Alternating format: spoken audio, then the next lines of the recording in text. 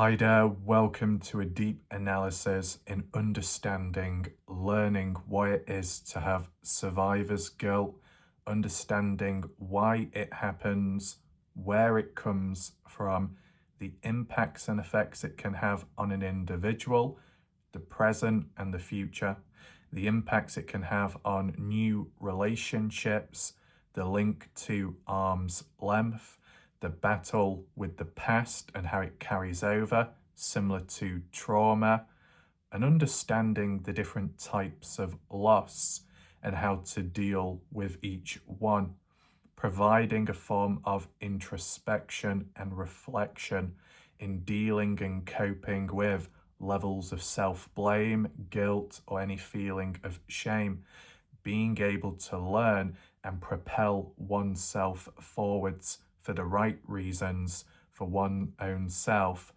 for peace of mind and growth in a natural, controlled way under a person's own terms. Welcome if you are watching right now. If you are interested in these type of videos, as well as trauma, PTSD, coping, freezing, withdrawal, which kind of links into today's videos, for more backstory, the full psychology playlist is available, top right corner where the eye symbol is up there.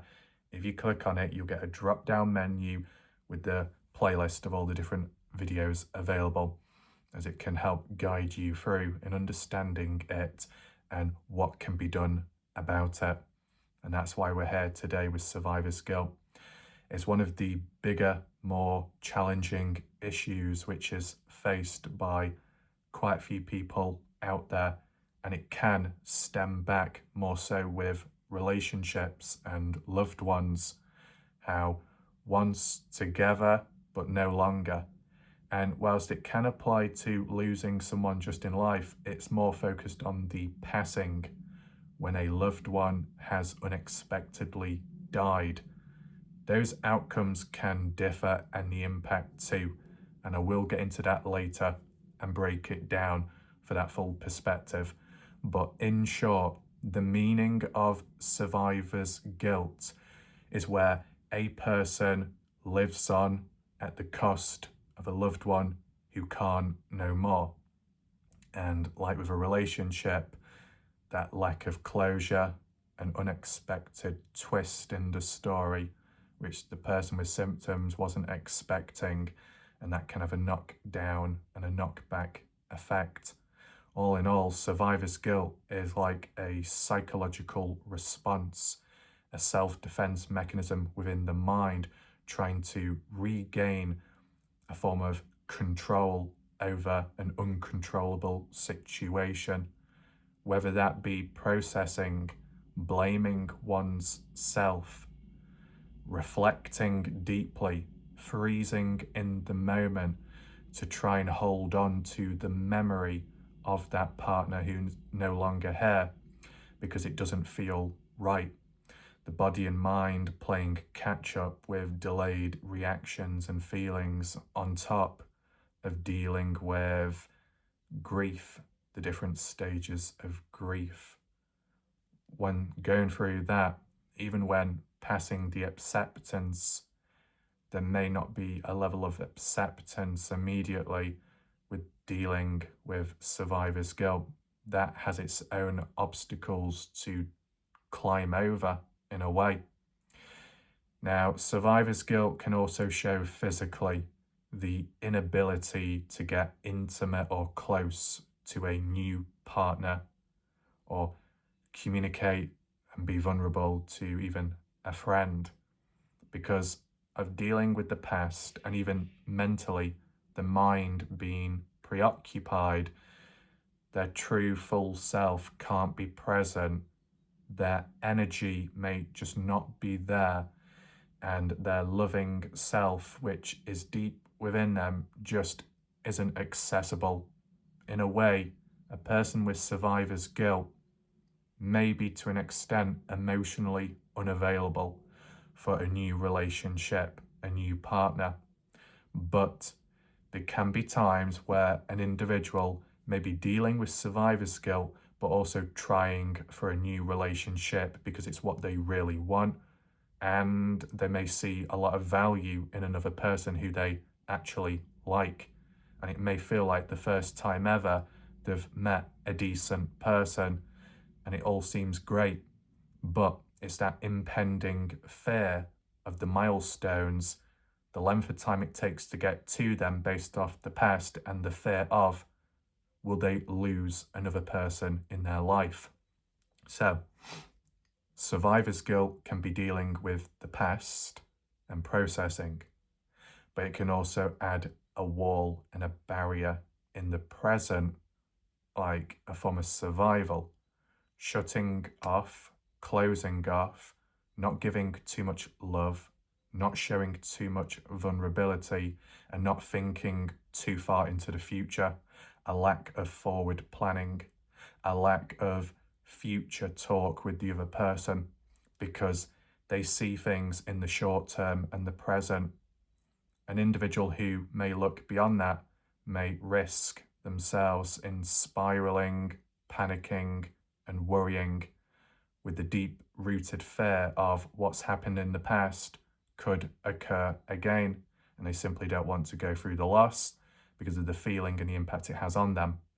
And specifically in circumstances, the form of guilt when surviving, that inner belief that they feel to blame and responsible for the passing of their ex, their previous partner. That can come down to irrational thoughts, but to them, they're trying to gain back a level of control, even if it means it harms and hurts themselves. They'd rather deal with that knowing what's up instead of the unknown and uncertainty. If they accepted it down to fate and what they can't control, on top of dealing with other issues and struggles, it means the present and future, if that's up for chance as well, and that possibility that there could be more loss and death, is too much to cope with. It's too deep and hard of a pill to swallow. It's not always guaranteed it'll be bad and that type of outcome, but if there's any chance that it could go that route, they don't like that. They want certainty, they want reassurance. And if that means pinning blame upon themselves for the past and how that can carry over to the present, that's what they may do to feel a level of stability, even if it does hurt a lot, both emotionally and physically. Previously, when I looked and covered at the aspect of being overly apologetic, why, how it happens, could come, back to the past with a previous ex-partner, controlling bad individual, that due to their own failures and shortcomings in life and other smaller things, that they pinned all that blame onto the person with the symptoms struggling onwards, pinning the blame onto the other half who's done nothing wrong, but that control, that conditioning led to a point where the one on the receiving end of the maltreatment and mistreatment, verbally more so, is led to believe that everything that happens is down to them and they're to blame, from minor to major outcomes. So if there was a life-changing event in which that partner, that bad ex, had passed away under whatever circumstance, the survivor, the one with the symptoms, may not feel like a true survivor and may not feel like they deserve to continue on in life or even be present. And it can lead to darker thoughts and feelings.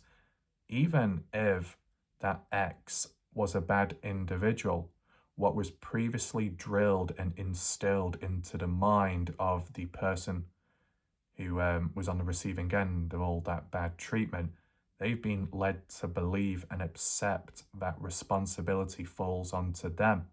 So when there is the death of a person, they will instantly think it's because of themselves, even though likely it's got nothing to do with them, but it's got everything to do with the other half, the other partner, who's got their own problems and struggles, and so on. I'll get into that more later, so just be sure to stick around. Of course, If at any point this video gets too much, or it's too triggering, it's too raw, you're welcome to pause the video, take time out, have a rest, have a break, move about, stretch your body. You do whatever you need to do in order to feel comfortable. You can always return back to this video later or a different day. You do what you need to do, okay? So, with knowing what survivor's guilt is and where it stems from, what is the type of impact it has on the individual with those symptoms and encounters? Well, in the present, it can be a combination and an overlap with the past, reliving, re-experiencing those vivid visions and feelings and thoughts, overlapping so much that the past almost feels like it's happening in the present, which can lead to a preoccupied mental state and not focusing in on the now and the people that are present around. It can lead to a lack of grounding and losing a sense of reality as time passes by. It can partially link into a frozen withdrawal state where they retreat, but their mind is still very active and loud inside, but they stay away from others because they don't want their darkness or struggles to impact or affect anyone around, in fear of driving those people that they care about most the same way as in the outcome of a previous loved one that passed away and died.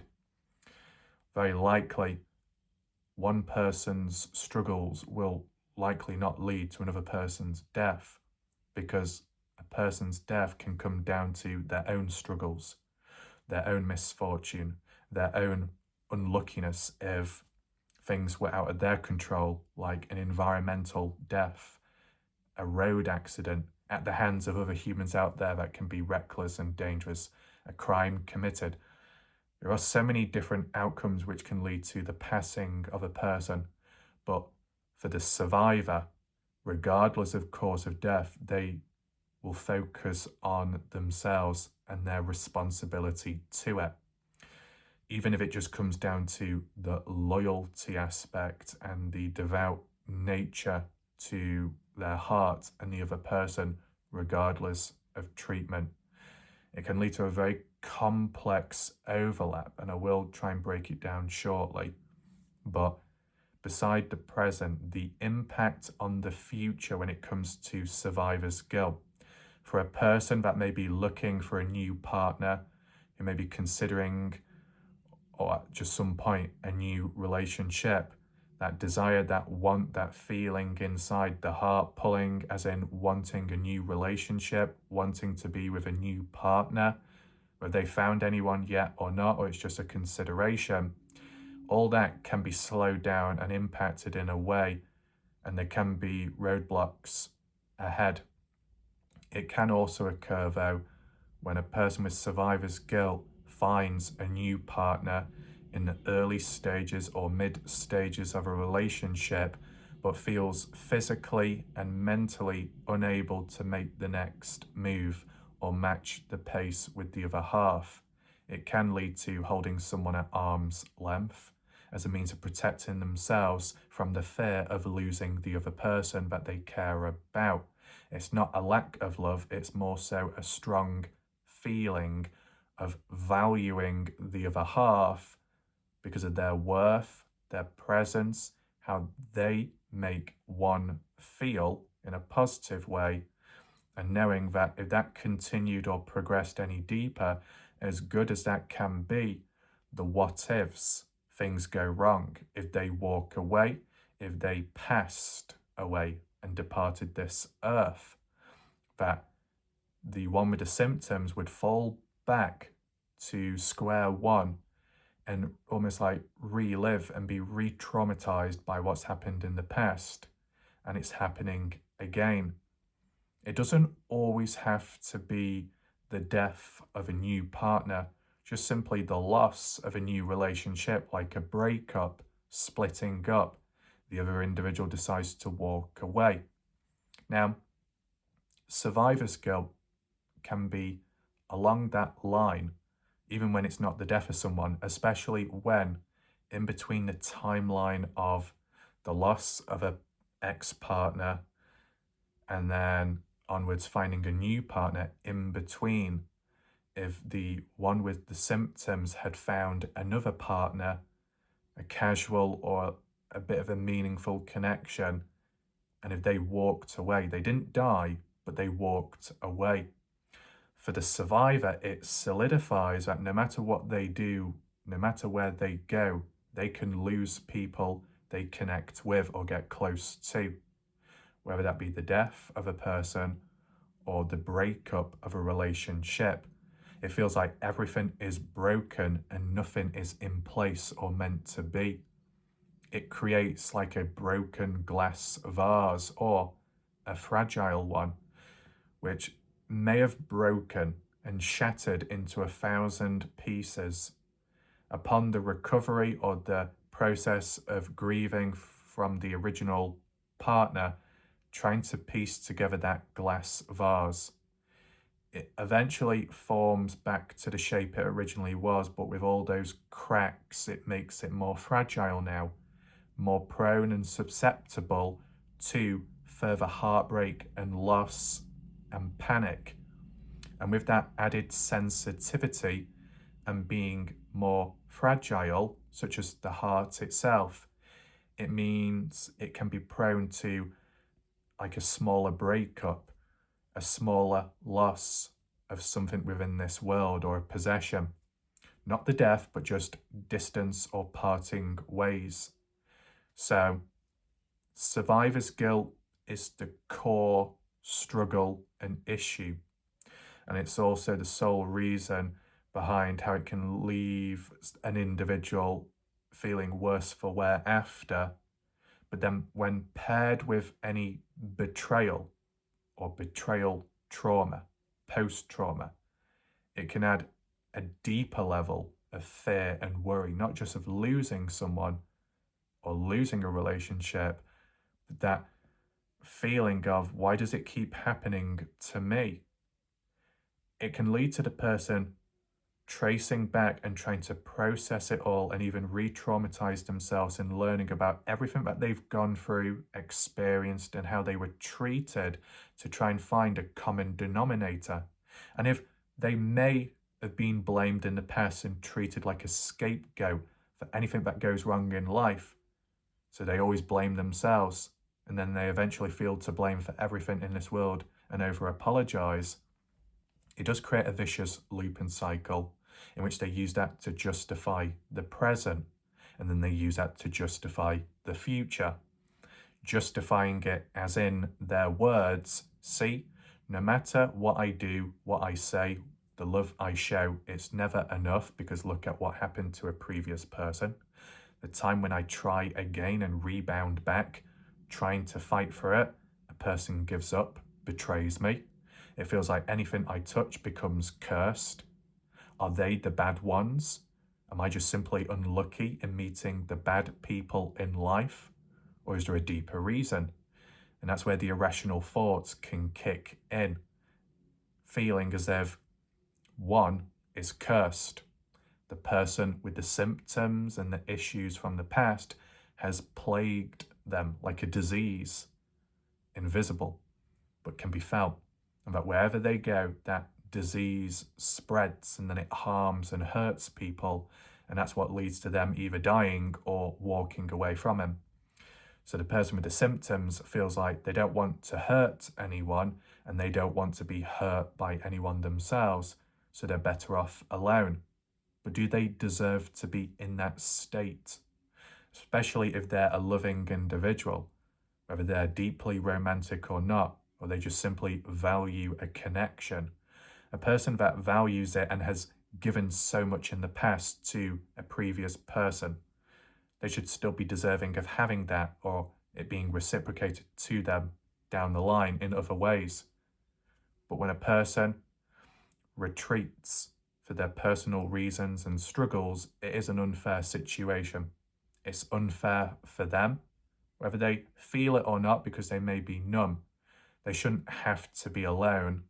They shouldn't have to deny themselves or be denied of being loved, because they can and they should be loved regardless of their struggles, providing there is a level of communication back and forth. It can be managed very slowly with time. But in order to make that move and that step forwards for them, it can feel like a mountain of a challenge.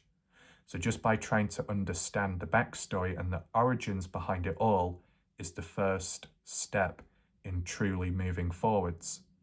Some people may have learned a bit and tried moving on or got busy in life, but by not fully understanding or internalizing in a healthy way, it can lead to unresolved trauma or unresolved troubles and unresolved grief. And that can carry on through life, but,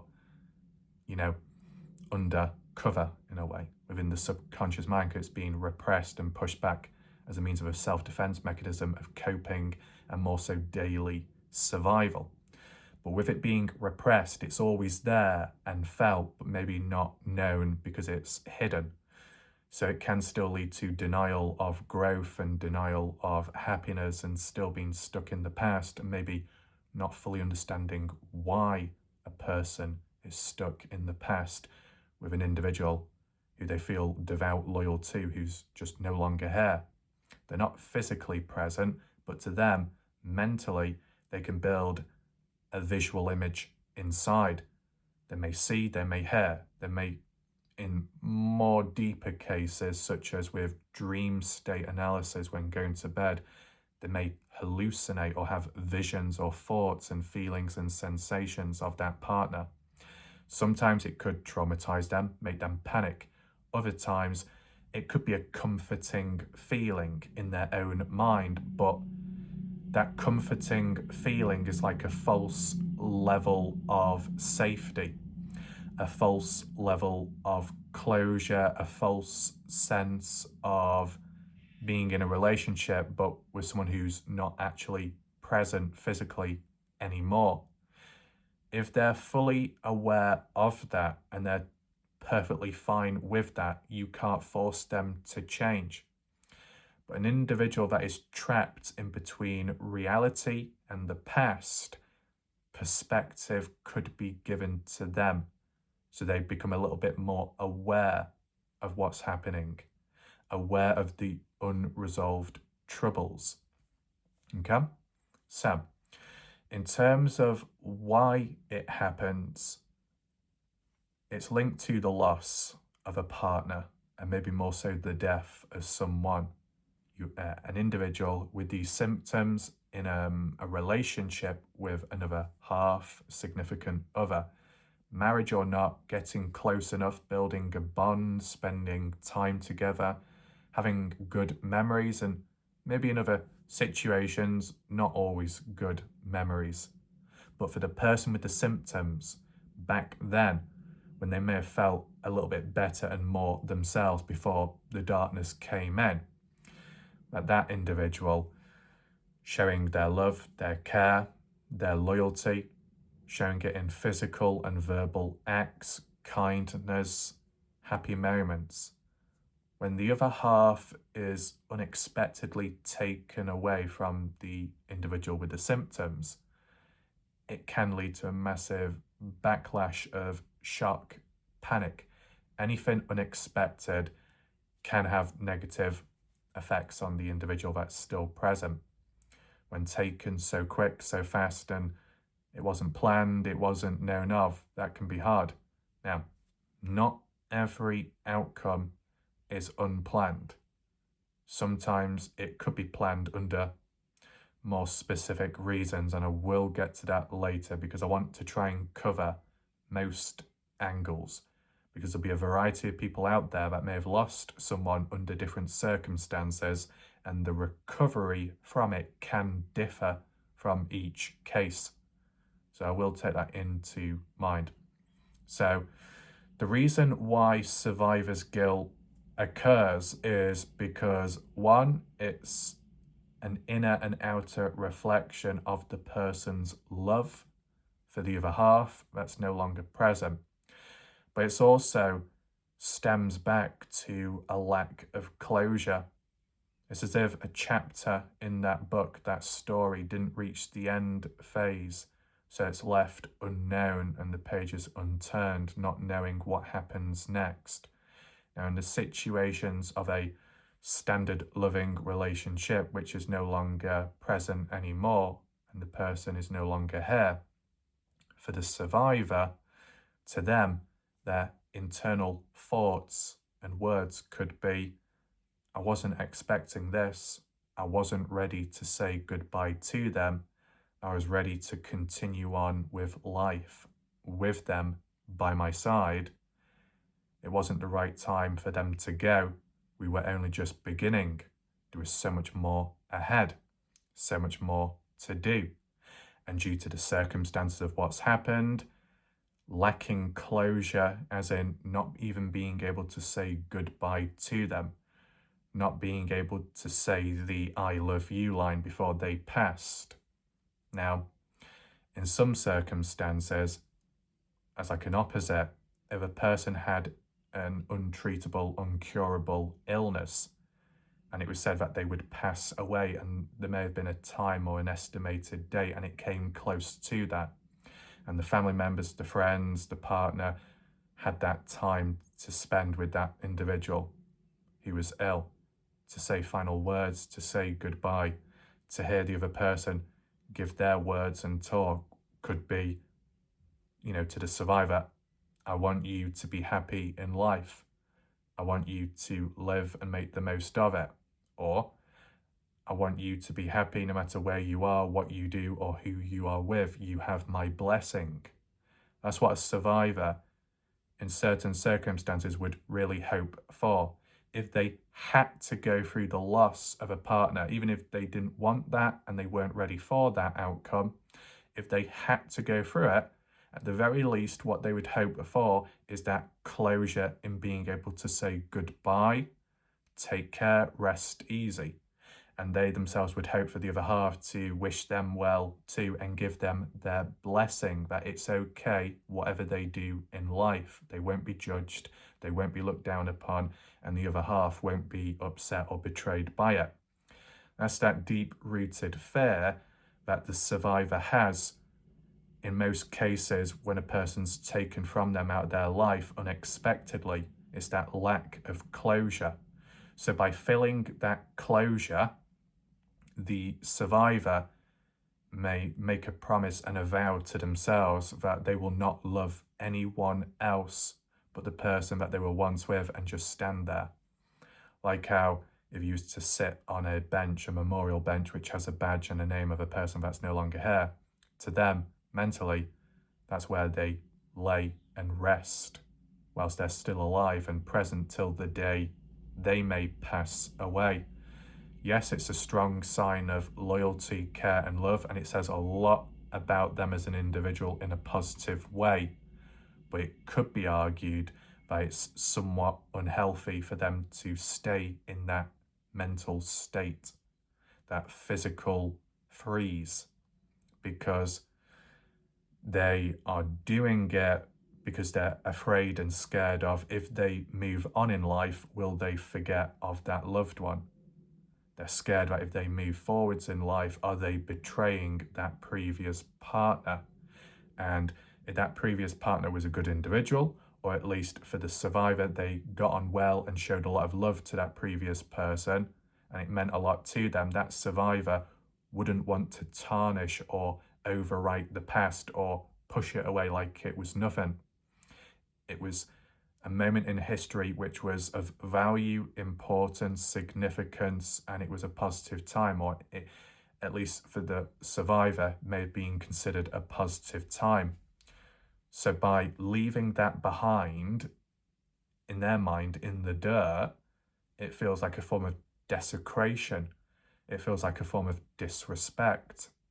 So because of their intense level of care and love, that's the one thing they don't want to do, as in neglect or tarnishing the past.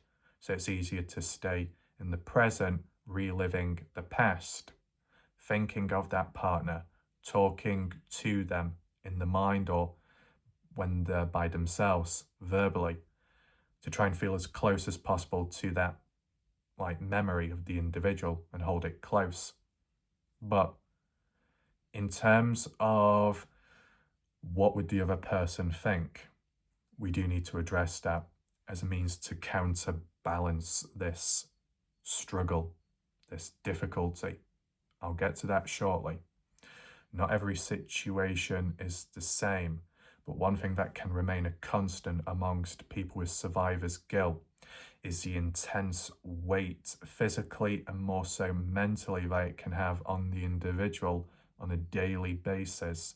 And it can flare up and become a lot more harder to deal with when in the presence of a new partner, a new relationship, first time, or slowly getting into it and trying to make the next milestone and bridge the next gap to get closer physically, intimately, future plans.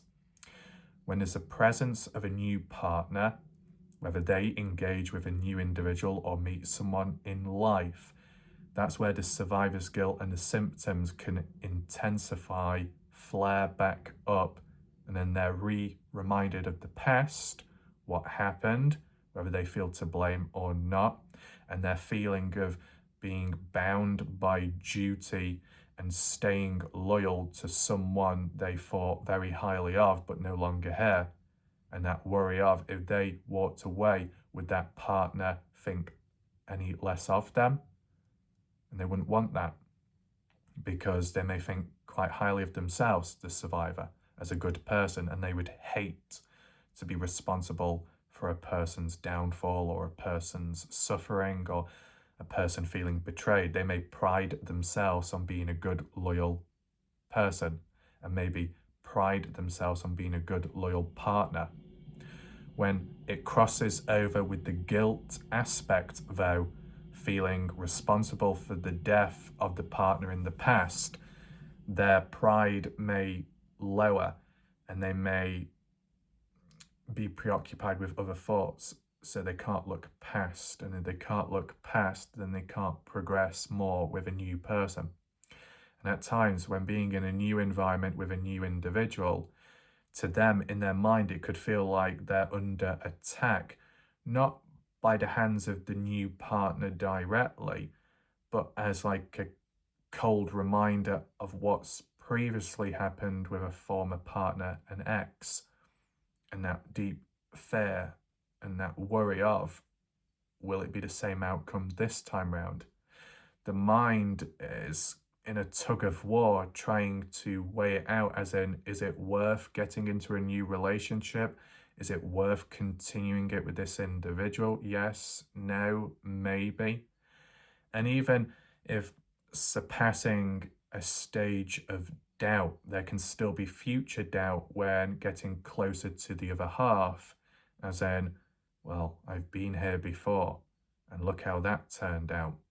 Now, I could open up and be vulnerable about my past struggles, but do I risk the loss of them? Will they think less of me? Will they walk away from me?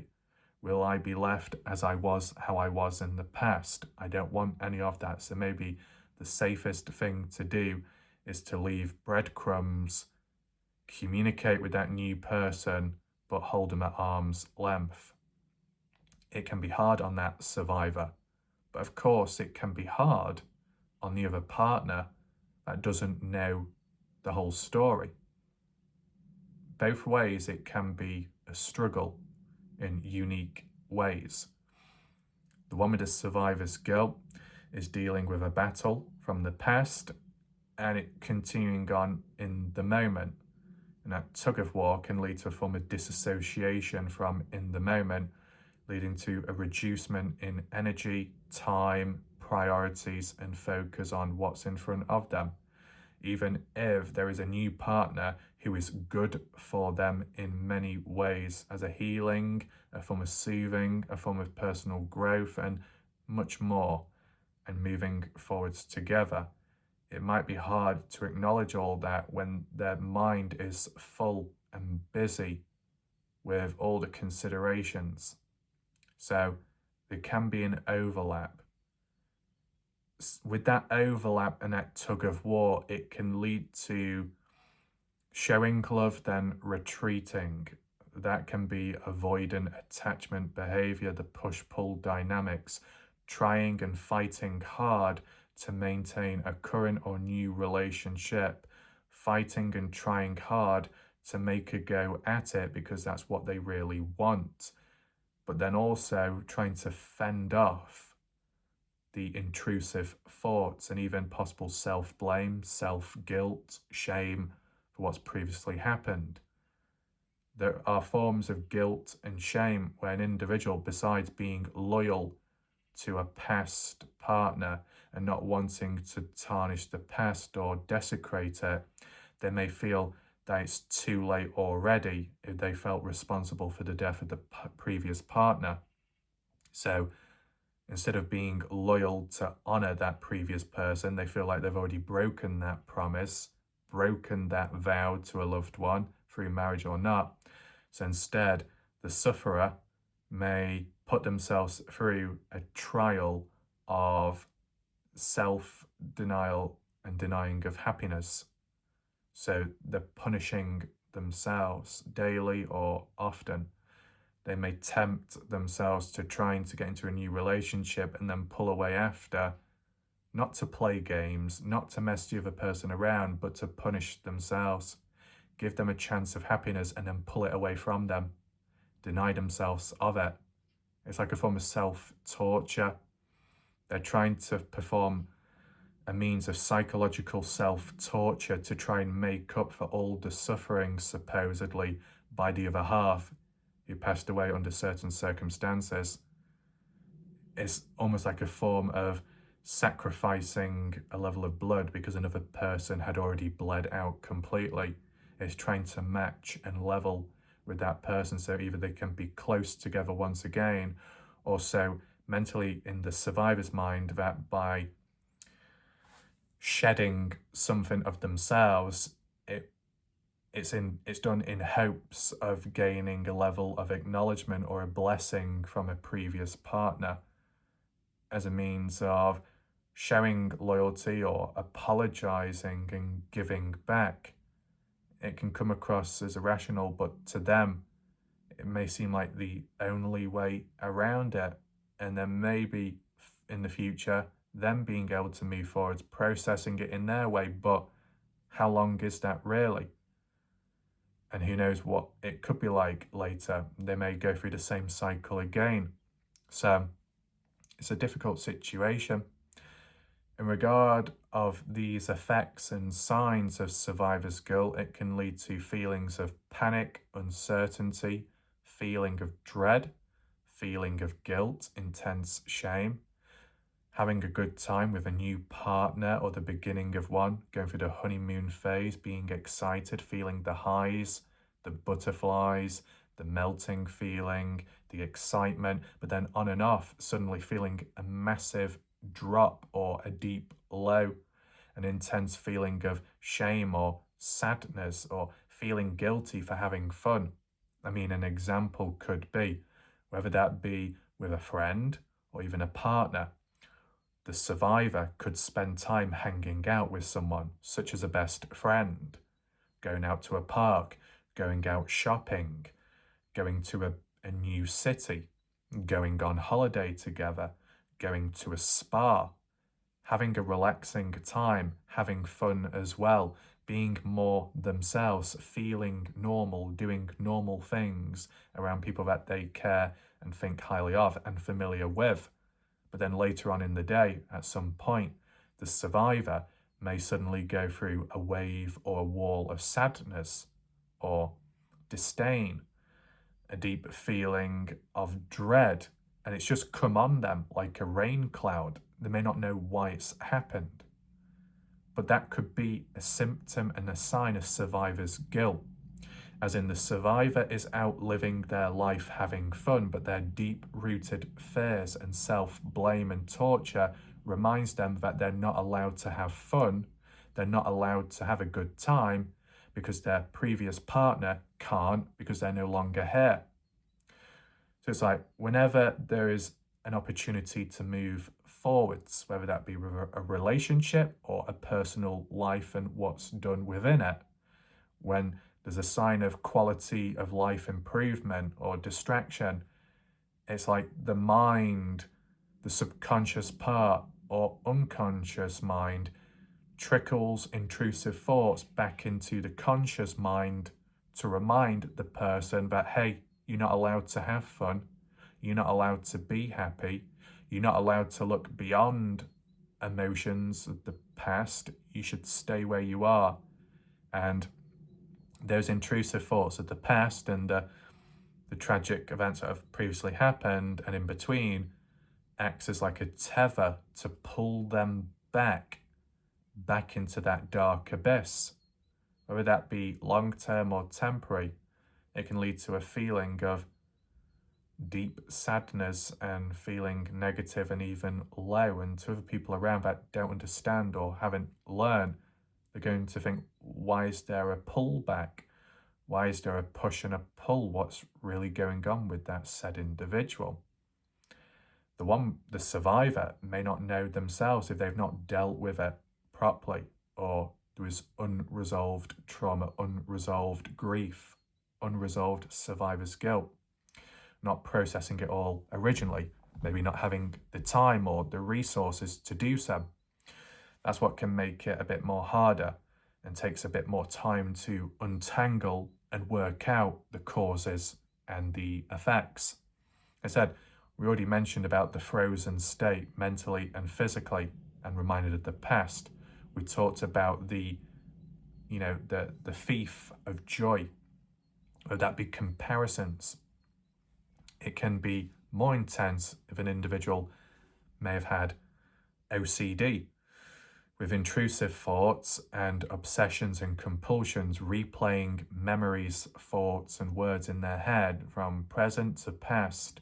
They may constantly be in a loop of reminding themselves of can't have fun, can't be happy, can't meet anyone else, can't get intimate with anyone else, can't sleep with anyone else, can't hang out with anyone else, can't plan a future with anyone else, because, that feeling of, or at least the, what would you call it? Where it just feels like the person isn't allowed to move forwards. Denial, and paired with irrational beliefs that the worries of, if they did take a chance, if they did take a leap of fate, what does happen? Is it the end of the world? Do they get harmed more down the line? Does it cause a haunting? Does it cause the previous partner who's no longer here to come after the survivor and target them and do bad stuff? It can lead to a lot of what ifs. Beside the feeling of the what if I lose another person in life, I push another person away and feel to blame for that, as I did with the past.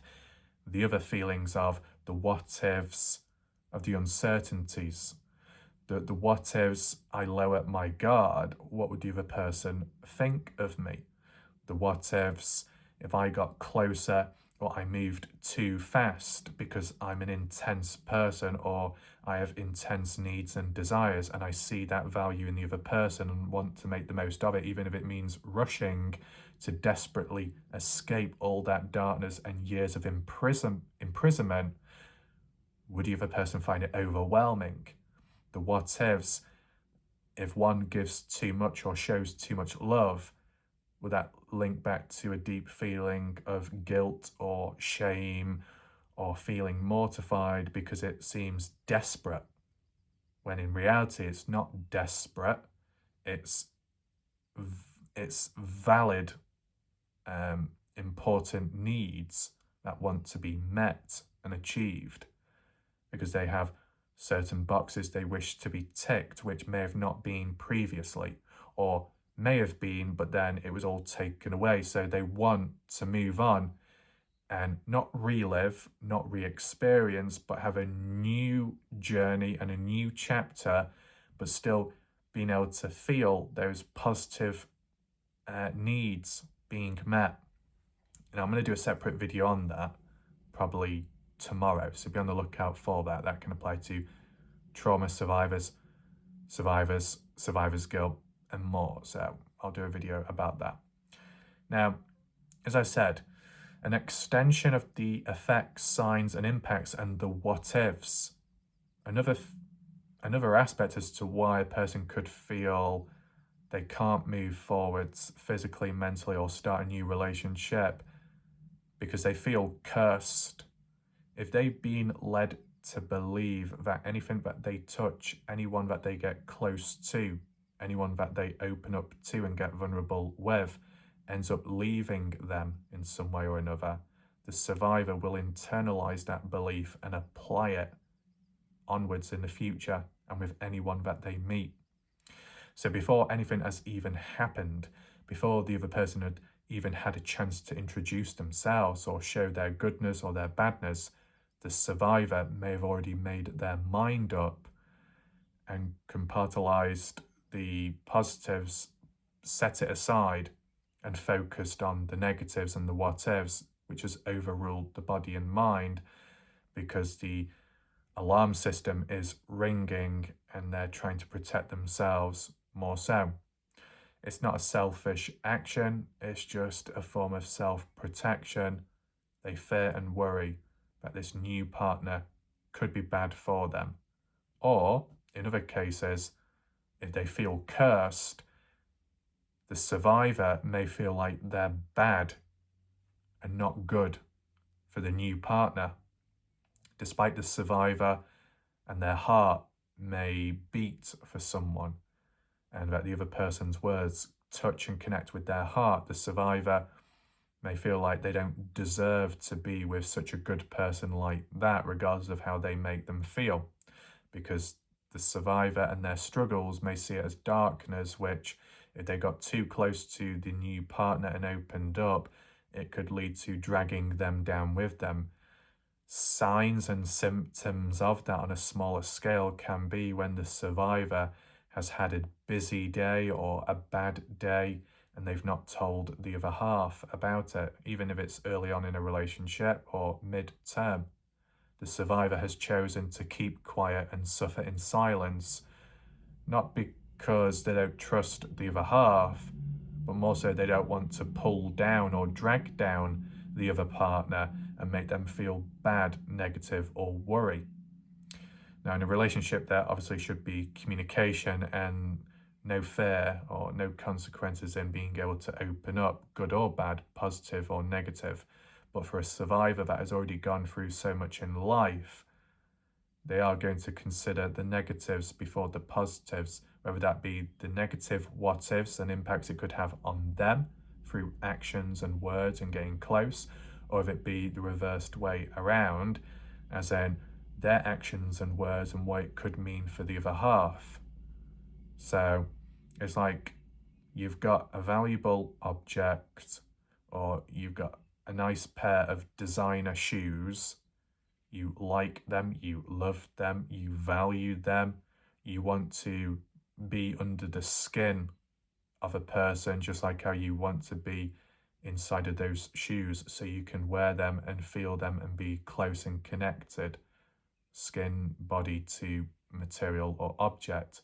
However, the barrier is with those new designer shoes, because of the value and weight that they carry, the survivor doesn't want to diminish or tarnish them as in the value, the physical aspect, the mental aspect, more so wanting to preserve them, not wanting to devalue the shoes, because by wearing them, the fear and the what-ifs of if they get stained, if they get creased, if they get ripped, if a hole develops in the shoe, if they become too worn inside and out, if the sole wears away, does that wear away their own soul, metaphorically speaking? So the safest thing to do is being able to own or possess something of high value.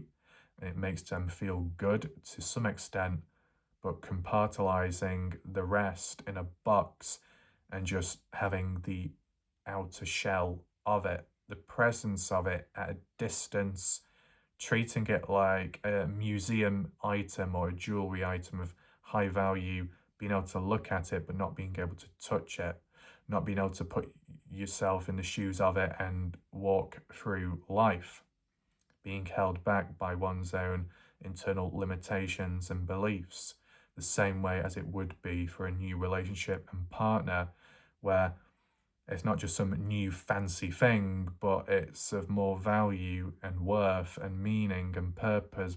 But to the survivor, there's a lot more to lose. So beside getting close to someone, if a survivor values a new partner, may put them on a pedestal, like I did in a previous video about feeling inadequate or unequal. The higher a person puts someone on a pedestal, the harder it is to reach and meet those requirements and level with oneself, not being able to reach the same, bar and standards. Inevitably, self-inflicted, leading to never feeling good enough or close enough. But they themselves put that person on a pedestal in the first place. But it's not all about blaming them for it. It's their coping mechanisms and dealing with the past and how they envision a new person, a better person, on a more intensified level because it shines brighter than the dark. So inevitably, they will be put on a pedestal. And if treated the right way and treated better than what they were in the past, they're going to put someone on a pedestal much higher if those needs are met. So the same with treating someone of high value and presence and their abilities and their intelligence, their appearance, their voice, whatever it might be. A survivor may really appreciate the other one and acknowledge it and even compliment. And even with the more compliments that grow, the more pressure that builds on the survivor, as in, yes, getting close is a threat to oneself and maybe the other person in different ways, but praising and complimenting the individual and the other person showing all their talents and abilities in a positive direction is a major threat to the survivor, because the more that's grown, the more that's gained, the more that's showcased, the more there is to lose. If you're dealing with just a person that doesn't give or show too much and you've not known them too long, they're probably not going to be of high value. So the loss of them, such as just walking away or breaking up, it's not going to hurt that badly. But if you've been with someone for some time and you're close enough and they've given a lot and vice versa, there's a lot more that's being built. The foundations, the story, the struggles, the good times, the bad times, and more onwards, that if anything bad happens and that is taken, it's all taken, and it's like a chain reaction, a domino effect. When one thing falls, it all falls. And they're the last piece standing up, but because they're standing up alone, that domino piece is more fragile and prone to the wind blowing and knocking them down too. They don't want to be in that state.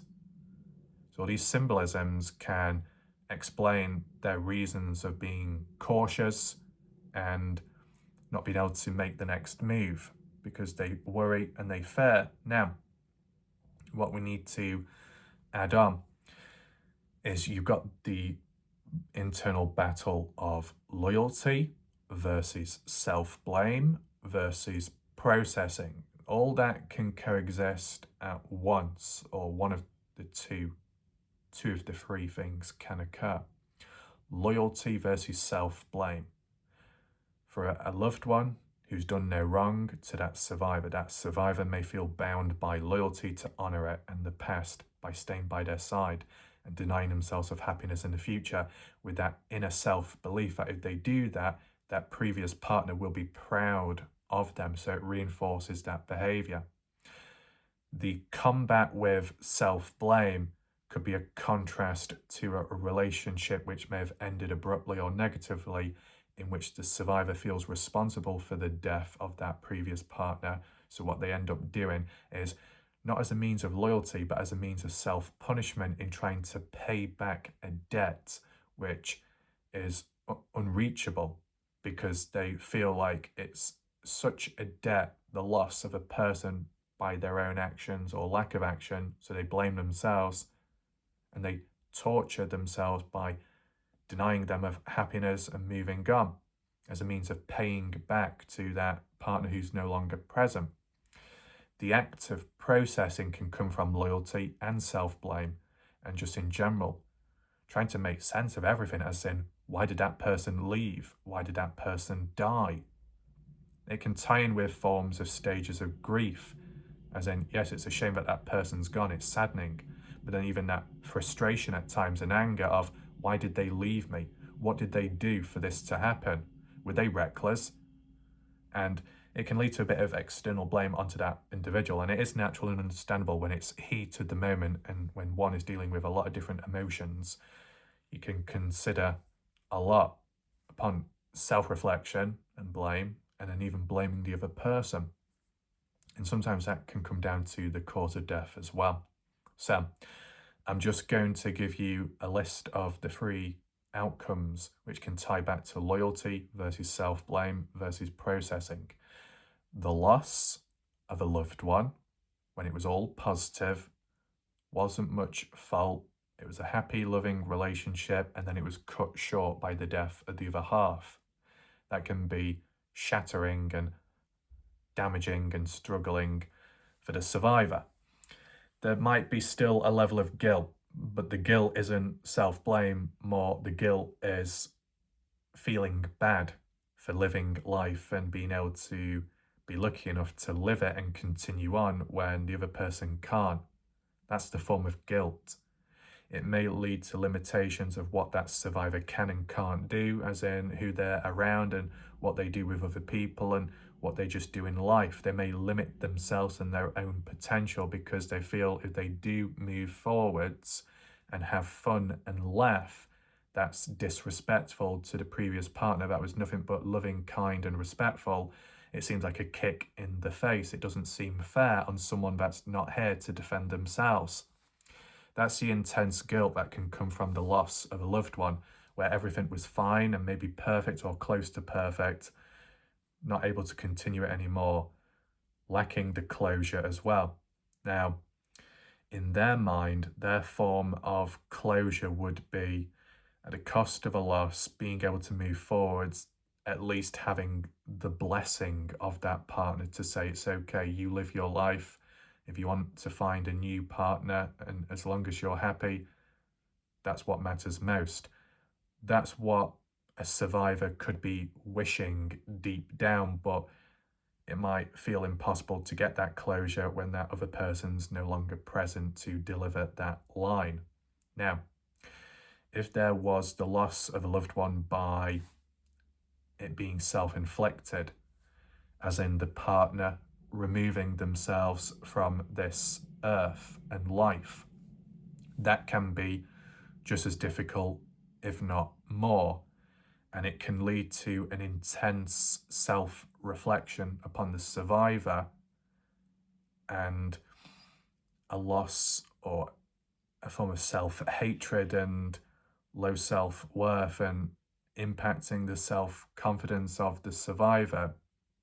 Thoughts that could rush through their head if they didn't know the full understanding of why would the partner remove themselves from this earth when they had responsibilities, purpose, roles in life, and they were the partner to the survivor.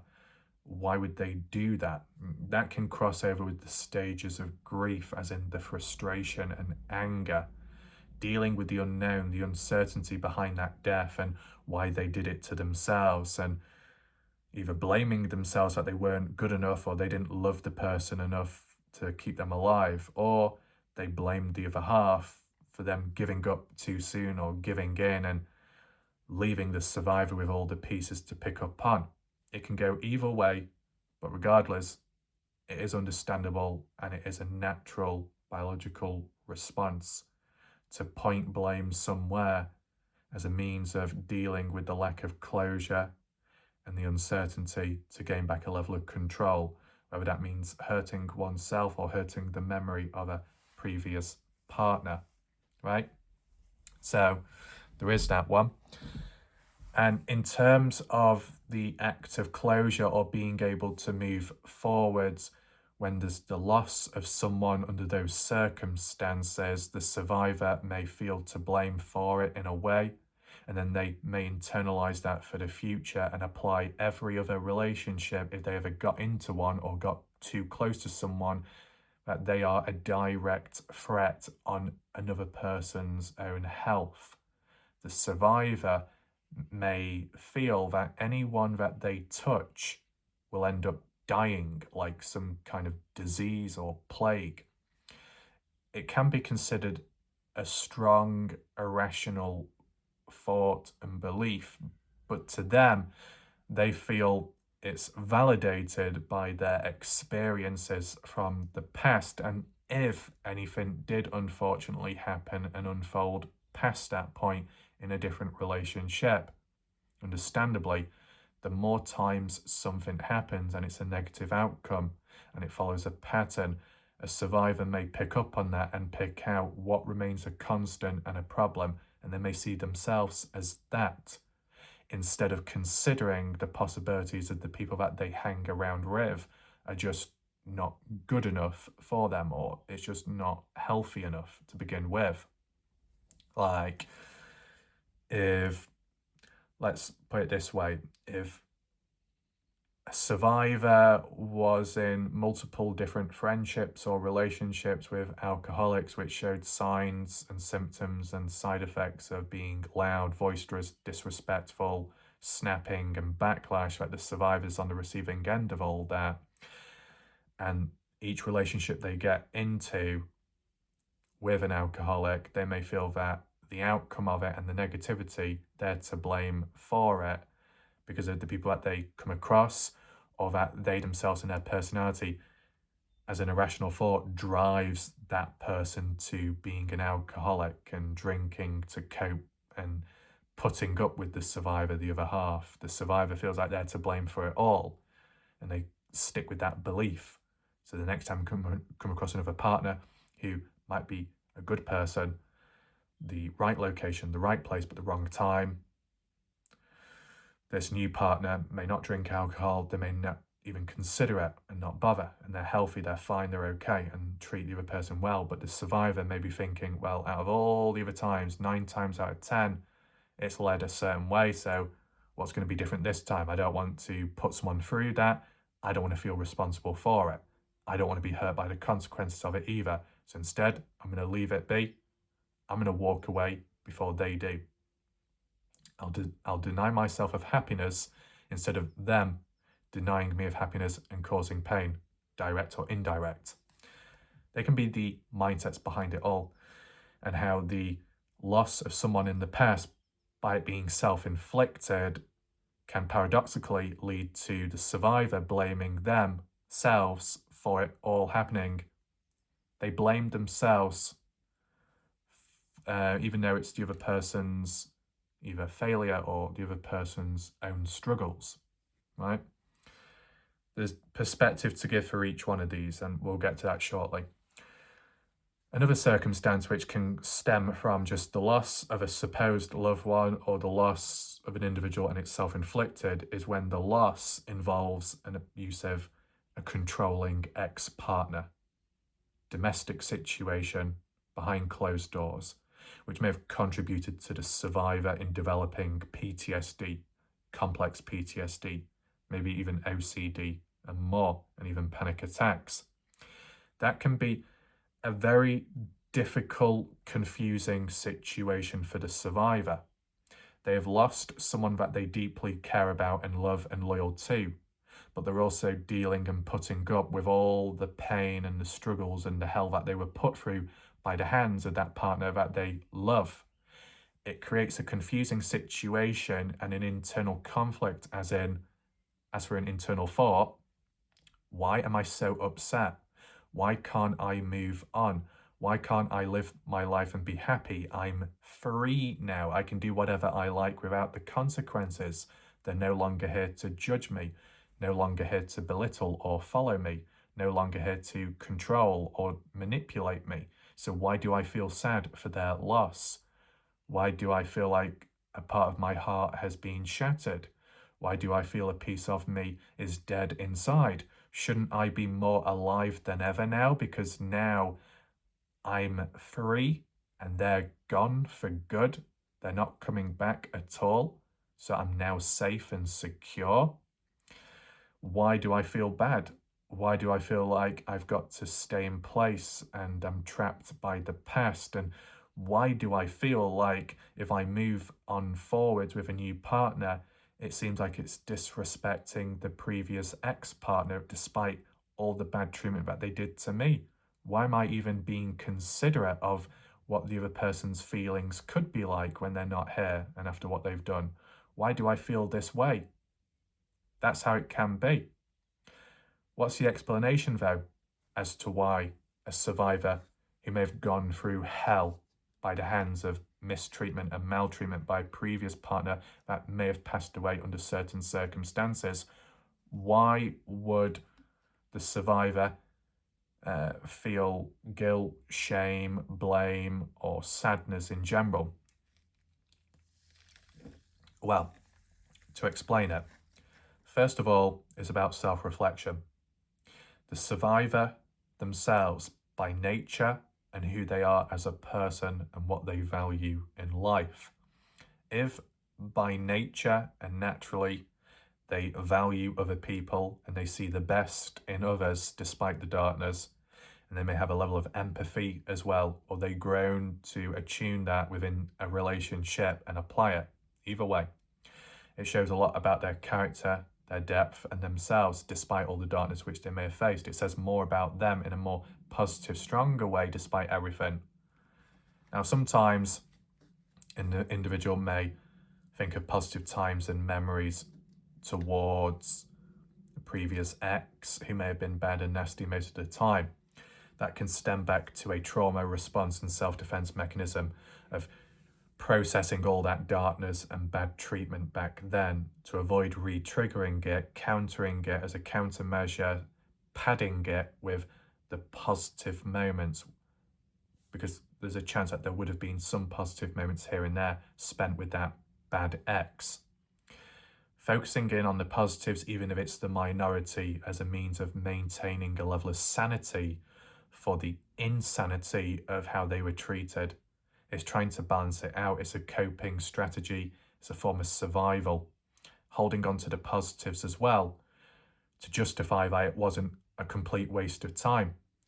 Because if they felt it was a waste of time, that relationship, and the milestones reached, and even if it went to marriage, that the survivor may then internalize it all and blame themselves and hate themselves for it all and feel like if they didn't marry, if they didn't approach, if they didn't get close, if they didn't sleep, then none of it would have happened and it could have all been avoided. That can lead to a very deep spiral of shame and blame, and that can be damaging and hard. So some people may seek to think of the positives from that relationship just to cope. It's not all down to absolute love, and it's not all down to being fixated on someone back then and the inability to move on or acknowledge the positives in a current relationship and partner. They're just trying to stay sane and balance it out despite all the darkness, which is a lot stronger. On some occasions, the survivor may think of the positives despite all the bad treatment, just like how if in some circumstances the bad ex was still alive and around, and if the survivor to trauma and bad treatment was able to escape the first or second, third, fourth, fifth time round, they may escape and then return back, and it's too hard to walk away because it's not that easy just packing up and going physically, practically, emotionally. It might take a few attempts, if not more, to finally say enough is enough and to be able to move on in a healthy way and disconnect. The early attempts of trying to move away can pull them back for numerous reasons, and one of which can be the trauma bond, a healthy negative, positive, negative cycle. It starts positive, kind, happy, positive moments, peaceful or loud and energetic. Then there's a sudden backlash, negativity, control, physical, verbal, bad treatment. Survivor on the receiving end feels it, very bad, and more impactful because it's someone that you're supposed to love and be safe with, especially when it starts off positive but then ends negative. The betrayal the trust being broken, and more can devastate people. But then patching it up with a bandage of an open wound which needs proper stitches, patching it up temporarily with a positive response by the bad partner, love bombing, being extra kind, extra attentive, spending time hanging out, going for a meal, buying presents, high value stuff for that survivor, the one with the symptoms on the receiving end, to butter them up, to say, hey, look, this strong positivity, this strong affirmation of love outshines the darkness and the negatives and the mistake made by that controlling person. They treat it as a mistake. It won't happen again. And they patch it up with a positive gift, physically or mentally, and reassure the survivor, the one with the symptoms at the time, at least. It's like reassurance, building foundations and stability, breaking it, which breaks that trust and breaks the person, patching it up with an excuse, a false sense of reassurance, which leads to a false sense of security, making the person on the receiving end feel valued again and happy, and then repeating that cycle all over again. So when there is the loss of a bad partner that's no longer here, the survivor going through a variety of feelings and a loop of them, just like the equivalent of the feelings and the loop that they went through when the trauma bond was in place. So similar to all the reflections and reflecting back on the negative moments and times, a survivor may focus on the positive moments because they were quite strong and intense, and they were more intense and strong because of the sheer contrast and sharpness to what followed next, which were the negatives. So besides the sanity aspect, it's the sense of familiarity and darkness with the trauma bond, which can keep people, such as survivors, thinking the way they do and feel. And then later, that hangover of guilt, self-guilt, as in it's not always down to the guilt of moving forwards and feeling bad for that because of the partner that they can't do the same. The survivor may feel guilt upon themselves, as in how could they possibly think anything positive of that ex, considering what they put them through, all that bad treatment. How could you possibly even consider how they may be thinking or feeling after what they've done to you and what they've done to themselves, such as possibly removing themselves from this earth. On top of bad behavior, removing themselves, not facing the consequences for their actions, not taking accountability, that in itself can be a lack of closure for the person with the survivor's guilt. Lack of closure, as in getting a blessing to be able to move on in life and be happy without the fear or worry of what a previous partner may think, but also lacking the closure of knowing why that so-called loved one did what they did to themselves when they should have been happy to be in a relationship with that kind, loving person who now has survivor's guilt from it all. How could someone do something like that when in a relationship with another person, or has a family, or has children? They can be the thoughts that go through the person's mind. For that balance, and only the point of balance, it's important to acknowledge that the other half, whether they be a bad controlling person that's removed themselves from this earth, or it be a loving individual that's still, well, they didn't do anything wrong to the other half, but they removed themselves from this earth. Either way, it's likely down to the fact that they're struggling with their own issues. However, whatever their struggles are, which caused or led to their death, such as self-inflicted, regardless of their struggles, it never justified their treatment and how they treated the person on the receiving end, the one with the symptoms, who lives on, who survives, but at what cost? The struggles and the pain from the past. Yes, arguments can be. The individual that removes themselves could be choosing the easy way out in some ways and avoiding responsibility, and some circumstances avoiding accountability, making it harder on the person with the survivor's guilt. because they feel like they may not get the justice that they deserve or want. But they may have wanted that bad person to survive and stick around, not for the sake of being together, but for the sake of them facing the consequences. But because that can't be met, it feels like to the survivor, yes, I've survived this nightmare, but I just don't feel good. It's a bittersweet sensation and atmosphere. Dealing with the peace and quiet from all the physical reminders and all that, but now dealing with the internal storm, the unprocessed trauma, unprocessed concept of death and loss, and trying to find a way through. It can take weeks, months, years. There's no set time or rule, and there's no expectation for a person to be perfectly fine or okay. There's no set expectation for a survivor to just be able to click the fingers and move on to a new partner. And even if a new partner was perfect and did everything right, you can't expect the survivor to just drop everything and be okay, because it's just not always possible.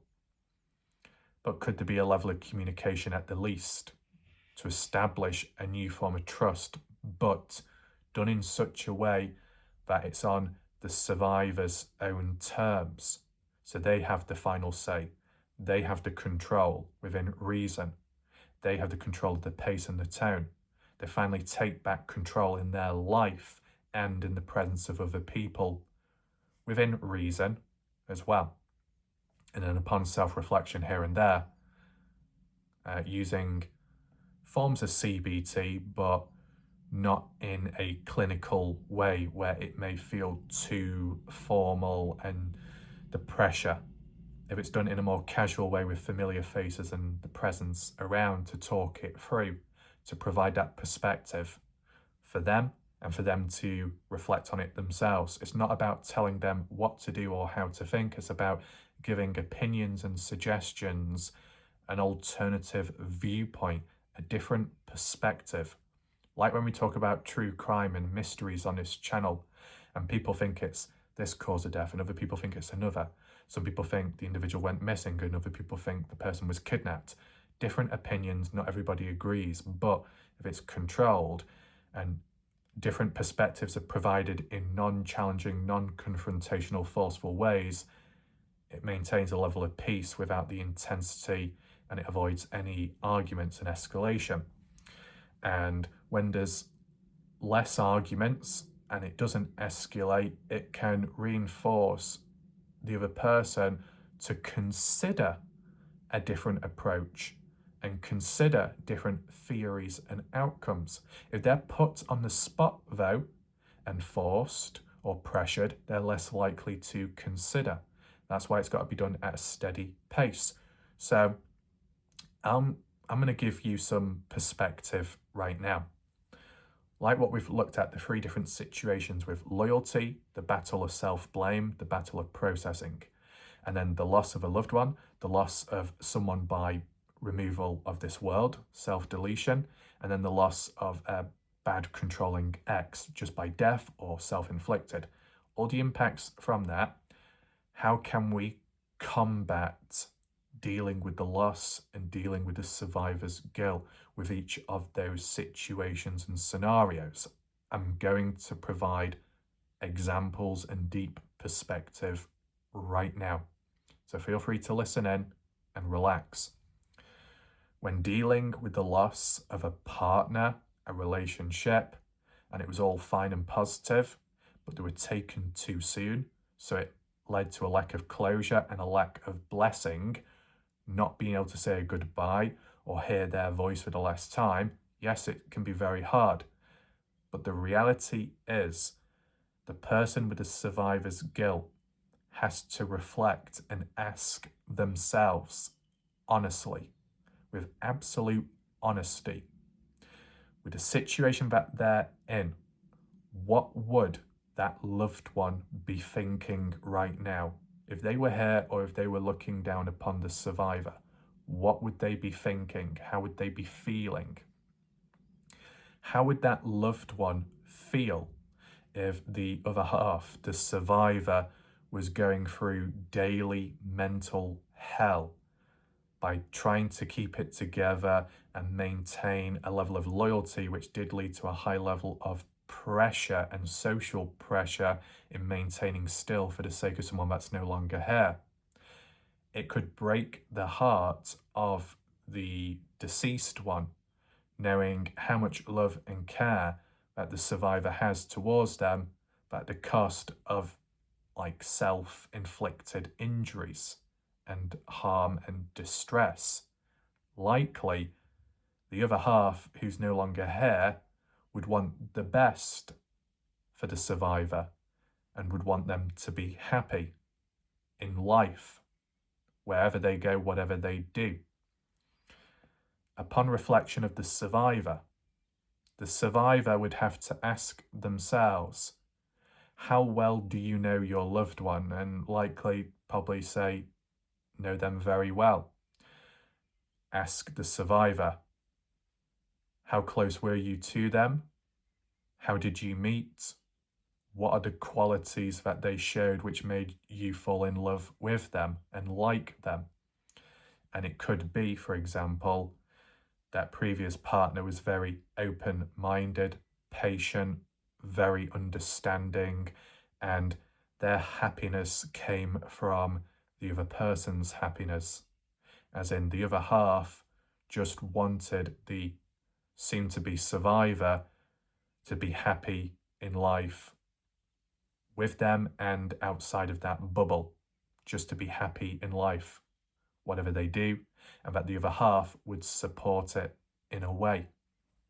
So in the present, the one with survivor's guilt, if they thought very highly of that previous partner and that previous partner was very positive and supportive and wanted them to be happy, to have fun, to be secure, to feel stable, to be relaxed, no matter the environment and the situation, that likely could still follow on. If you want to continue a memory and honor it, one way of honoring that memory is by keeping that promise and that wish by them, which they showed through different actions and words when they were around at the time.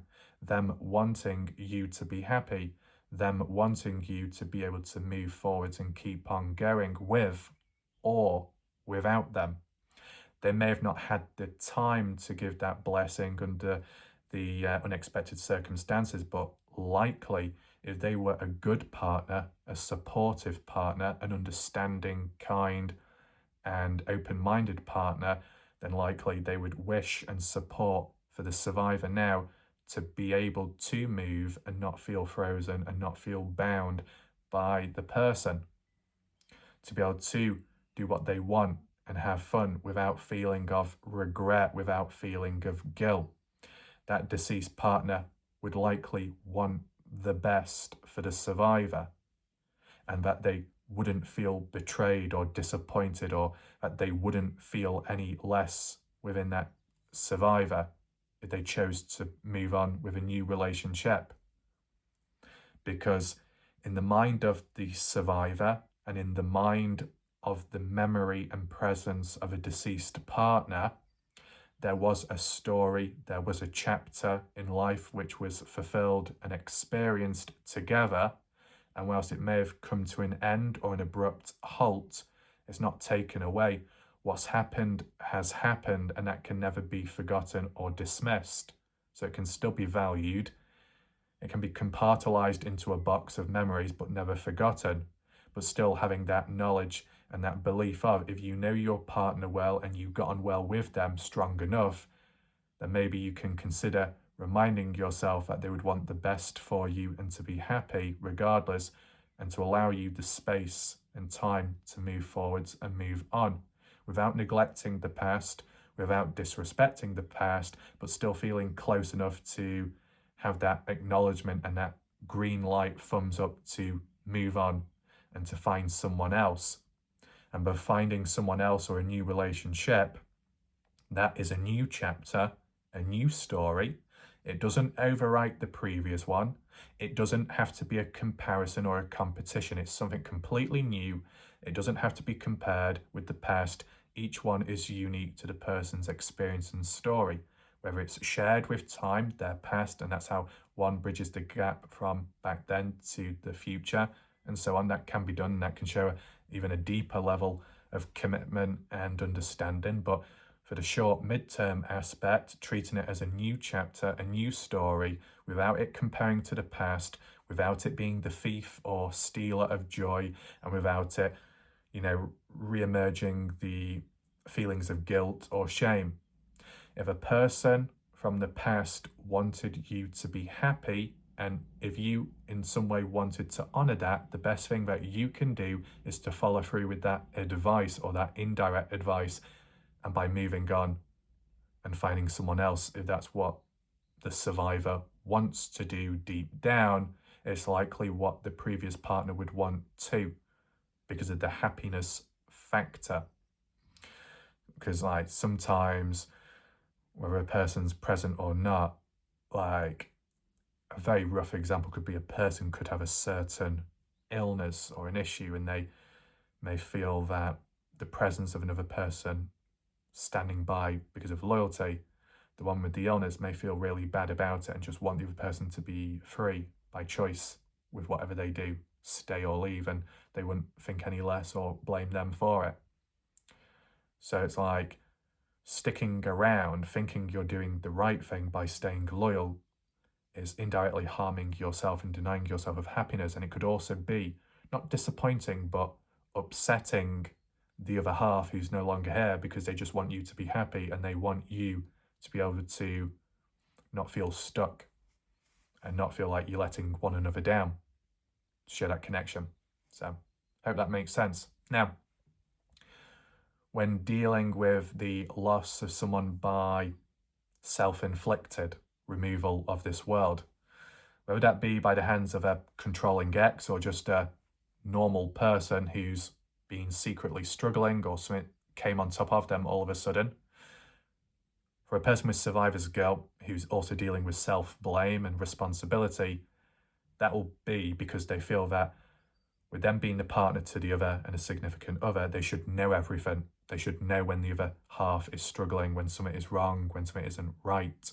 And they should be able to communicate and get through to them. And if they can't fulfill those roles, they're failing as a husband, they're failing as a wife, they're failing as a partner in general, and they don't feel good about themselves and they don't feel good about the situation.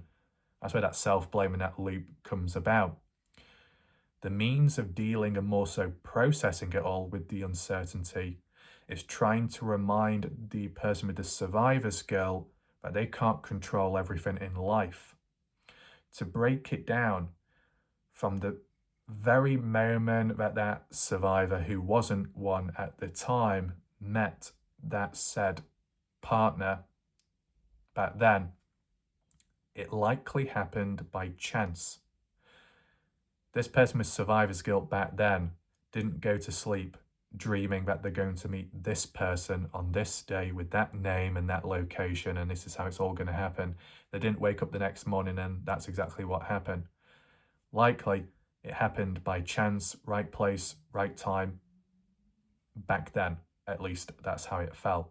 Whether that be being in a certain environment, whether that be going to a different location, it just happened. And then communication and growing closer by communication back and forth, and it's reciprocated. But the initial contact, the initial meeting of one another may have been by chance and it wasn't truly controlled. It just happened, meaning not all factors in life can be controlled. Not all the people that you meet in life can be controlled. You don't know who you could come across tomorrow, good or bad. You don't know who you could communicate with next, by choice or not, or whether you start to initiate it or the other person does. You have no clue. So that means there are factors of uncertainty. There are variables and agents which can't be controlled by you. On some occasions, it could be controlled by them. Other circumstances, not controlled by neither. And it just happens in life, such as a natural disaster, a car accident, the hands of other humans out there that take matters into their own hands, recklessness or done with intent. But under the circumstances of something being self-inflicted by one of the halves, they've done it to themselves, The survivor is picking up the pieces, the after effects and the aftermath, dealing with all of that and the struggles. They may be thinking, well, I could have prevented this if I knew quicker, if I picked up on the signs faster, if I spoke more, if I said more, if I did more. And if there was any feelings of, well, I sensed something was wrong, I sensed something was going to happen, but I wasn't quick enough, all that blame can be intensified in hindsight when it's already happened and when it's too late. When it's already happened, you've got all the pieces of information and data in front of you. So you can calculate it, you can work it out, and you could come to a conclusion that you are to blame, even if it is irrational. However, what's most important is the presence. The present time, the present day, what happened in the moment. So if the survivor put themselves into the shoes of where they once were in the present with that previous partner, was it clear that there was signs of concern and worry? Was it clear of communication, not just with themselves, but with the other half in responding back about how they feel, what they're doing, what's going through their mind? You can't be a mind reader. You can't be at all places at once. You can't be around them 24/7. They have to do their part too. They have to communicate as well at some point. They have to be there for you just like how you try to be there for them. It can't be one-sided. Because it can't be one-sided, it also means the factors aren't always one-sided. Because it means that they have to play a role too in the relationship to balance it out, as in responsibilities and roles, actions, behaviours and reactions and so on, and communication. It means they've got a set list of rules, they've got a set list of variables that they can control for the right reasons. If they're mismanaging or manipulating those controls and variables, which impacts the person on the receiving end, the one with the symptoms, that's not fair. That's not good. Or if the bad person on the other end of the relationship doesn't utilize those variables and characteristics and neglect, it makes it harder and it adds more strain on the soon-to-be survivor that feels like they've got to overwork. They've got to work for the relationship. They've got to fight for the relationship because the other person has kind of given up in a way. And yes, they might be struggling. There might be issues going on. There might even be deep-rooted issues within themselves, which explains why they're controlling, nasty, dark and evil and all of that and cause such pain to the survivor. However, it still doesn't justify it or excuse it. There still needs to be consequences and they need to still be held accountable. Well, regardless of the situation, who's responsible, there needs to be accountability. But for the survivor, they're not going to be able to see it completely that way because of the love aspect, the conflict of interest and the emotional biasness. It's not a bad thing in those circumstances. It can be inevitable because it's a biological response that with the chemistry of one another, and even in the more deeper moments, such as with the self-removal of someone, specifically in a controlling situation and behind closed doors, that trauma bond, intense positivity met with negativity, then met with intense positivity, it leads to a cycle, almost like an addictive feeling of always chasing the positives whilst trying to escape the negatives, but always finding yourself going back to the beginning and start. That's how it can be for a survivor and a survivor of trauma. So in the moment, in the present, when they're dealing with it and seeing the impacts it has on them and how they're treated badly, how the one with the one with the symptoms, the person on the receiving end is trying to put up with all the bad treatment, trying to think of the positives, looking past the negatives, looking past the negatives in that bad person and applying it in the future, finding it hard to see the darkness in people, always trying to see the light in people and the goodness first, is a survival strategy and a coping mechanism which stems back from the past, trying to see the positive and the light in bad people because it helps counter the pain and the struggles which they went through and endured by the hands of that bad person that showed all their darkness. And the survivor, the one with the symptoms at the time, endured it, and all they could respond back with is trying to look for the positives to try and maintain a level of sanity so they didn't lose it or go nuts. They can apply that, carry it into the future. They shouldn't have to think the best in bad people, but that deep-rooted empathy can come from a survival strategy on the sideline. Just like how when it comes to being blamed for everything and it being instilled into the head that the survivor thinks that they are responsible for everything and anything that happens in life onwards. So in a situation, such a situation where a controlling person does remove themselves from life completely, it leaves behind a very difficult challenge and obstacle to overcome, and like in some way a bit of a manipulation way of, if I can't have you, I'm going to ensure that you can't have anyone else. A psychological form of warfare.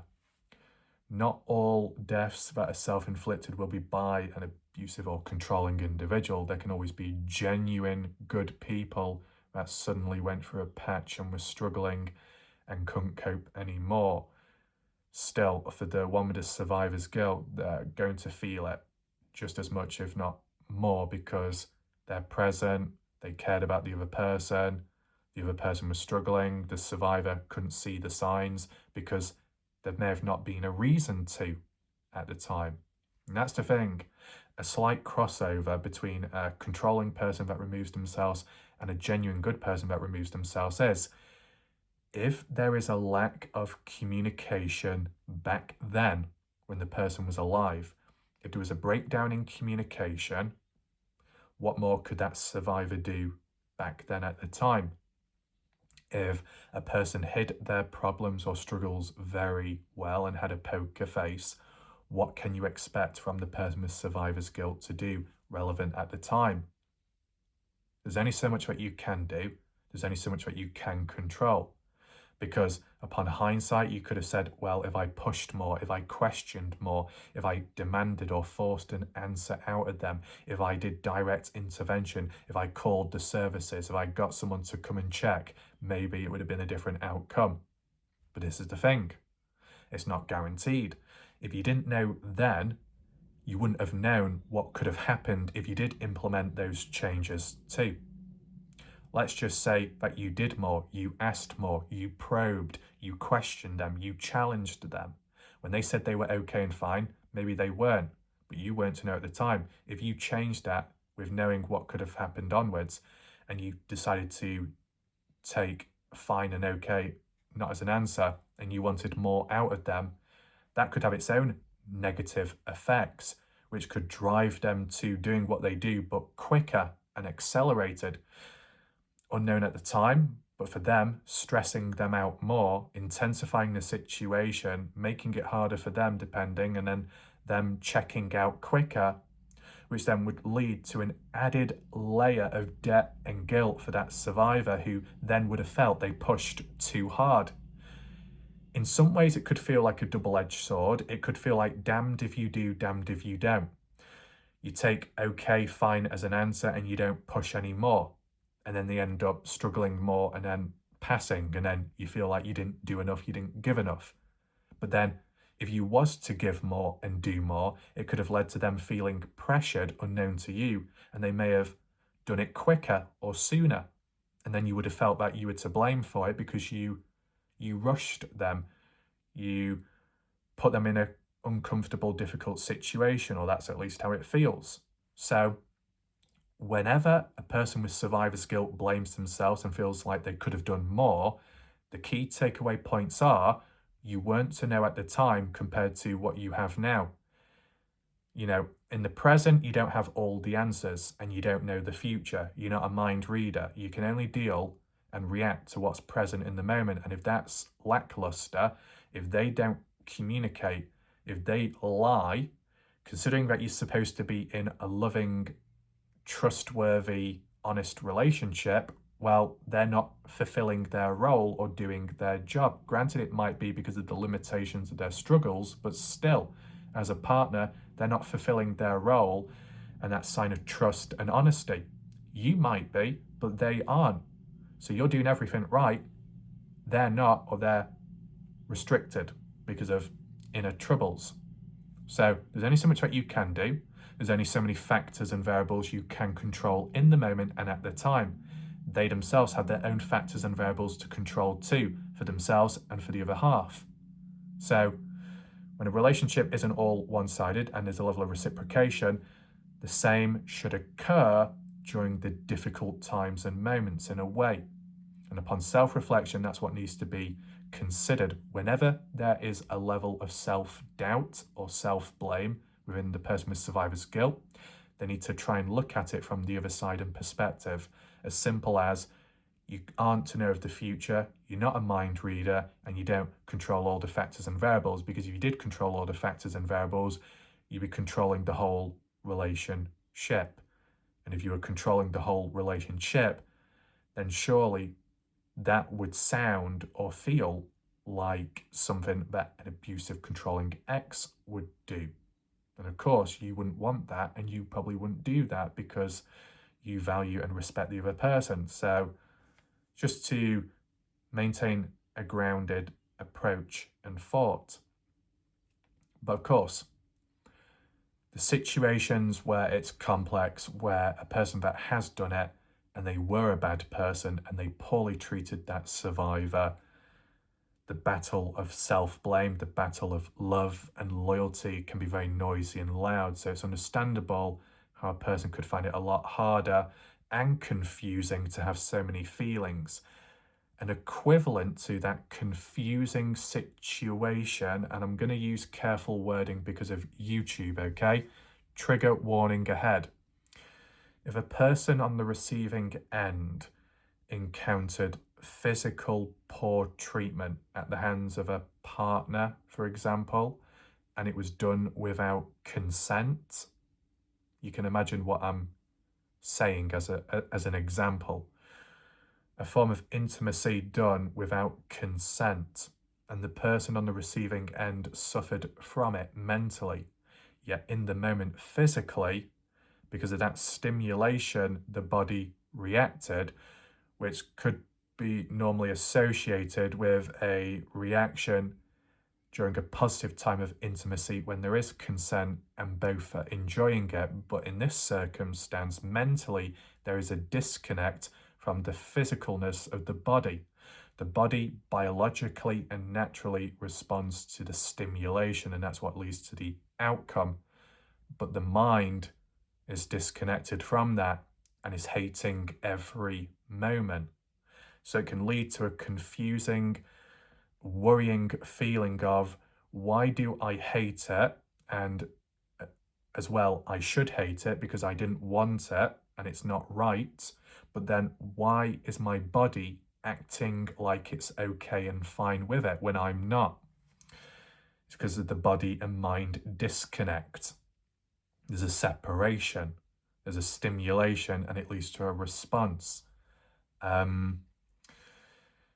I'll give you a very, very, very rough example, okay? And it's not the best, but it's a very rough example.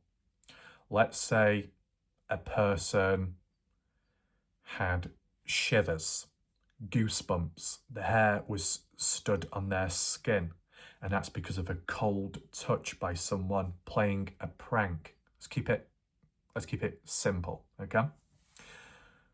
The individual on the receiving end of that very cold physical touch, just a tap on the arm. The other person had a very cold hand. The one on the receiving end felt the contact of the hand in a non-intrusive way, more as a prank, messing about, but still, it wasn't done with consent, and at least for the person on the receiving end, they may not want a cold touch because they may be comfortable and warm.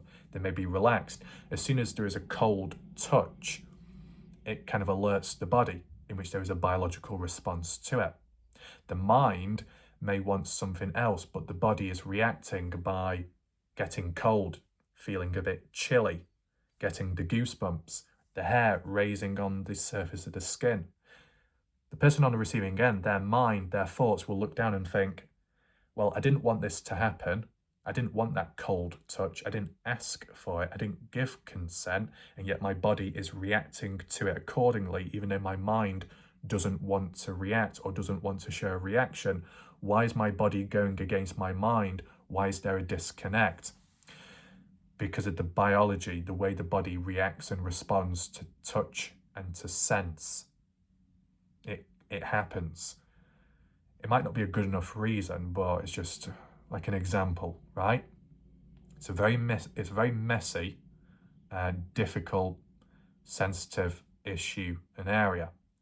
So when you circle it all the way back round to the act of a bad person, what they've done to someone, and then they remove themselves and avoid responsibility and accountability, it leaves a big hole within the survivor's guilt individual who's dealing with picking up the pieces, processing the trauma itself with what's just happened, because it can be traumatic, the loss of someone, and the survivor's guilt which comes in from it too. Two in one. So a person would have to be kind on themselves for what they've had to go through, the sheer battle and the impact and the waves of it. But it's understanding that the body and the mind can disconnect from one another, just like how the brain and the heart can disconnect from one another. When dealing with future ongoing new relationships, the heart may beat and may flutter. The excitement, the nerves, the butterflies within all feels great. Yet the thoughts, the mind, are checking for the dangers, scanning for threats, checking if there is a catch, a trap, the what-ifs, it goes wrong again, the what-ifs that they curse that individual and relationship and push them away, the what-ifs that person may be kind and good, but what will they be like months later, years later?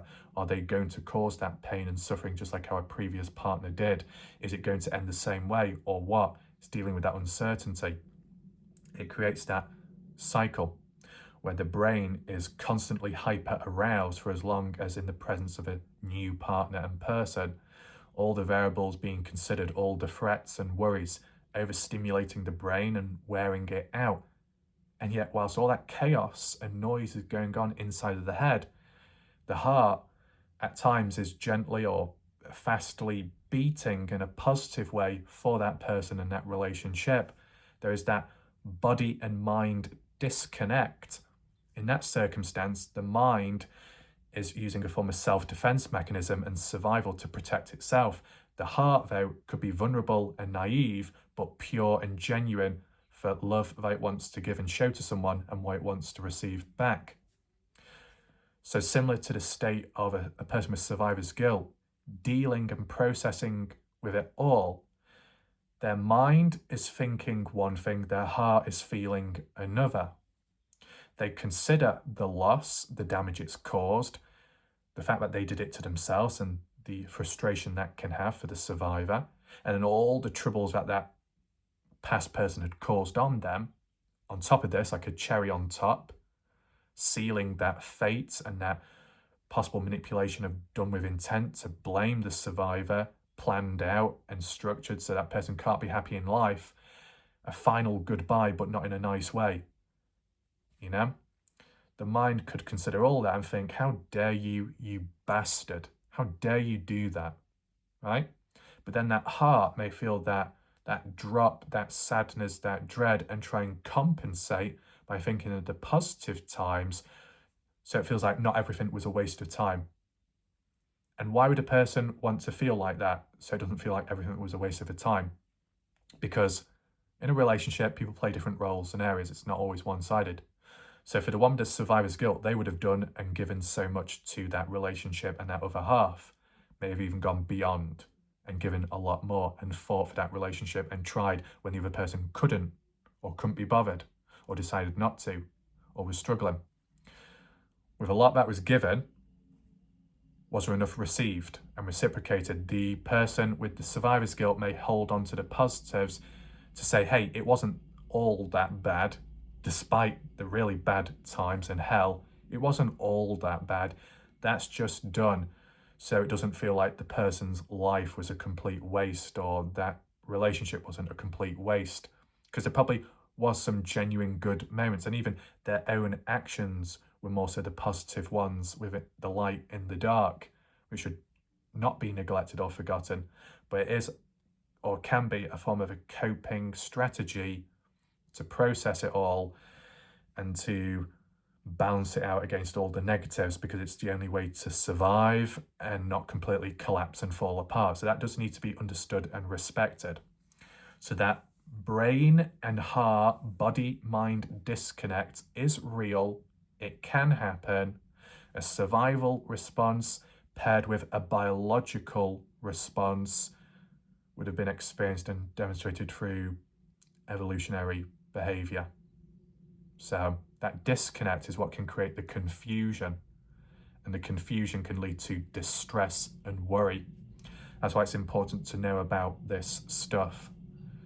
So with that aspect of CBT, those perspectives to reflect on and to suggest from a loved one to a person that struggled and passed, or an individual that was a bad ex. The counterpoints to consider them whenever one feels a level of self-doubt or blame or guilt, to challenge that thought, to balance it out, to strengthen the resilience.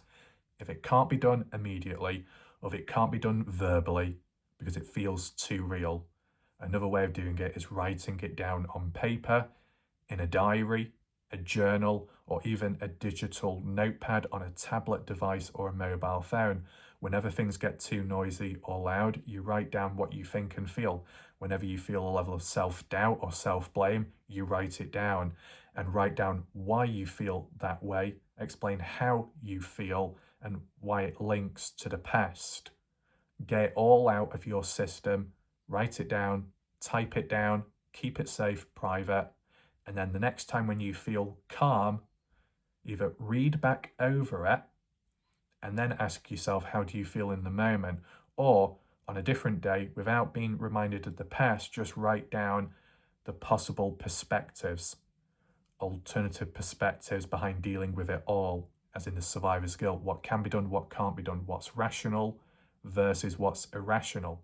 Then another day, when feeling strong, look back at the original thoughts or the reoccurring thoughts of self-blame, self-guilt, and then combat it casually and steadily by flipping the page over and looking at the more updated thoughts, the irrational thoughts, comparing the rational from the irrational as like a debate of one's own internal thoughts and feelings at different times, different days, to come to a conclusion at a later point.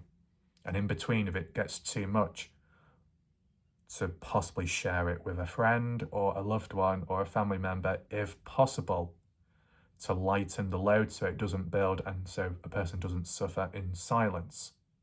So that's some of the methods that can be done. If people do have any unanswered questions, you can leave it down below in the comment section if you want. And as a heads up, in terms of deep needs and desires, which can cross over to from this video onwards, as in explaining what happens once you get past survivor's guilt, or what happens once you heal or cope better with survivor's guilt. What's the next step? What's needed and felt within but can't be expressed? Well, join me tomorrow, same time at night, 9:20 p.m. UK time, where I go in deep with that and explain the purpose and the reasons behind it all. So I hope you enjoyed this video for now. If you want, be sure to hit the thumbs up, the like button, click the share button so more people get to see this video. And if you're on mobile tablet device, down below where the comment section is, swipe across and hit the hype button just to get that more awareness so more people get to see this and it might help and reach more people.